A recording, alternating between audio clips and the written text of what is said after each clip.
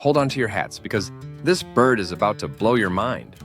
Meet the Honeyguide, a tiny bird from Africa with a sweet tooth and a wild trick up its wing. When honeyguides spot a wild beehive, they don't just keep it to themselves.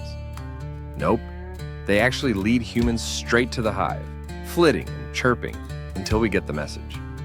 Once people crack open the hive and grab the honeyguide swoops in for a feast of leftover wax and bee larvae. Talk about teamwork. If you think this is wild, share this with a friend who loves crazy animal facts.